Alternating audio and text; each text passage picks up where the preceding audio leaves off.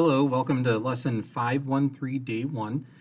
Today what we're going to talk about is the switch and solve method for finding an inverse. So we're going to get to see a new algebraic technique for finding an inverse function where you don't have to write out all of the steps and operations that took place in the function. So it could be a little bit quicker. I'm not guaranteeing that it's going to be easier, but it could be a little bit quicker if you learn how to use it.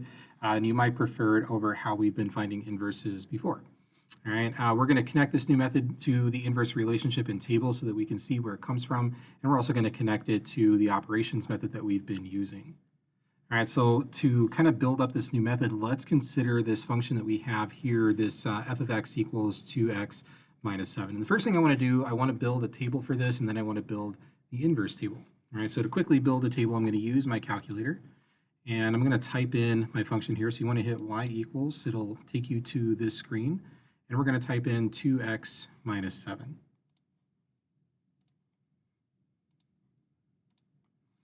And then you can go straight to the table by hitting second and then graph. And there we go. And you see our table's kind of already pre-filled in here. So we got 0, 1, 2, and 3 for x. So I'm going to scroll down to where x is 0. And we'll get our outputs right here. So we've got -7, -5, -3, -1. So I'll fill that in here in my notes. There we go.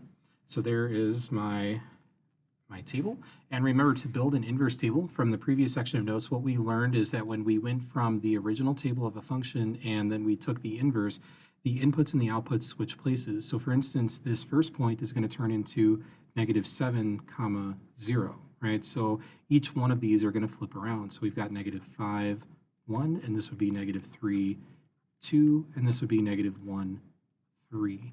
And I said you can verify that in your calculator by putting the inverse in the y equals screen. But remember, the x's and the y's switch places. Okay, so this is an important concept for later. All right, so let's take a look at actually building the inverse using that operations method where we verbally describe the operations performed on the input. Okay, so the first thing that was done in this function, right, if I were writing out the operations, is that x was multiplied by 2. So I would multiply by 2. And then the second thing that we did was we subtracted 7. Okay. So now if I'm doing the inverse, I'm going to start with the last thing that I did, and I'm going to undo that first, right? So the opposite of subtracting 7 would be to add 7. And then I would go backwards to the multiply by 2, and I would undo this one next, right? So this would be divide by 2.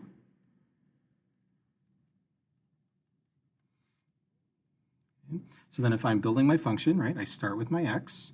I'm going to add 7 first, and then I would divide by 2. There's my inverse function, and I'm going to name it appropriately, right, with the f and the -1. So I'll say f inverse of x equals x plus 7 over 2. So this is how we learned to do it in the first couple of lessons of the year. All right, so let's take a look at this new switch and solve method. Okay, so remember, in the table, the x's and the y's flipped, right? So what we're going to do is we're going to take this f of x, and instead of writing it with f of x, I'm going to write it with a y. So I'm going to say y equals 2x minus 7. And remember, in the table, the x and the y's switch places. They interchanged with each other. So we're going to do the same thing, except we're going to do it in the equation, right? So over here, instead of saying y right here, I'm going to put an x. And then we'll have 2 times, and then instead of an x here, I'm going to put a y. So instead of y equals 2x minus 7, I'm going to have x equals 2y minus 7. And then what I'm going to do is I'm going to solve for y. Okay, so my goal right now is to get y by itself. So the first thing that we would do to get y by itself is add 7 to both sides. All right, so if I were listing out my steps over here, I would add 7. So on the left-hand side, we get x plus 7 equals 2y, and then -7 plus 7 is just 0, so we end up here. All right, so y is almost by itself. The last thing we have to do is divide by 2. Right, whatever I do on one side, I have to do on the other. Right, so that second step was divide by 2. Right, so the 2's cancel, So y is all by itself, and then we just leave this as x plus 7 over 2. Now you'll notice, right, if I'm looking at these two methods, you'll notice we ended up with the same thing. And if you look at our steps, right, when we did the switch and then we solved, the solving part forced us to do the same two operations that we listed up here when we verbally described them.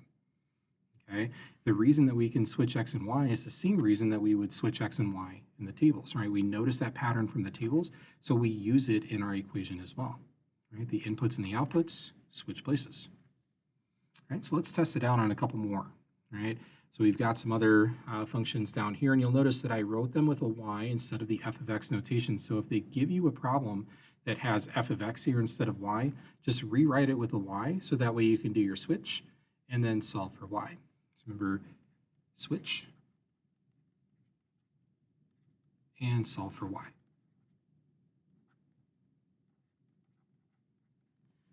So here we go. I'm going to do my switch, right? So instead of a y here, I'm going to put an x. And instead of an x here, I'm going to put a y. Okay, and then I'm going to solve. All right, so the first step I'm going to take here, I'm going to move this 2. So this is 2 times this parenthesis here, so I'm going to divide by 2 first. And whatever I do on one side, I got to do on the other, right? So the 2's will cancel, and we get x over 2 equals, and we'll have y minus 1 cubed. So the variable that we're trying to get by itself here is trapped inside of a parenthesis. That parenthesis is being raised to the third power. So I have to undo the raising of a third power, right? I have to undo a cube. So to undo a cube, I have to do a cube root. Okay, so it looks like a square root, but with a little 3 over here. Okay, and whatever I do on one side, I got to do on the other. So I'm going to have to take a cube root of this side, just like that. Okay. So the cube root and the cube, they cancel each other out, right? So these things kind of go away, and all we're left with is y minus 1, which was our goal. We wanted to get rid of those parentheses and get rid of that exponent. And now over here we have the cube root of x over 2.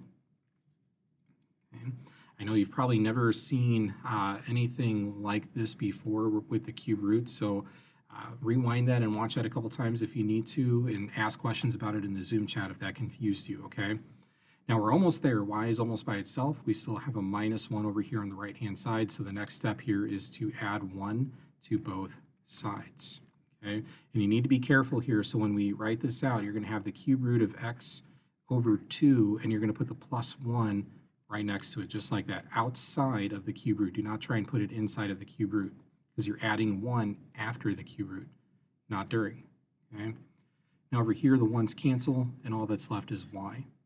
Once y is by itself, everything over here represents your inverse. So now I can write my inverse with its proper notation. I can say f inverse of x equals, and then I would take this side of the equation and say that's my inverse. I'm going to say cube root of x over 2 plus 1. That's my inverse function. So let's try it again for part B. All right, so same thing, I'm going to do my switch. So x and y switch places. So I'm going to say x equals the square root of y minus 2, and then this plus 3 is on the outside.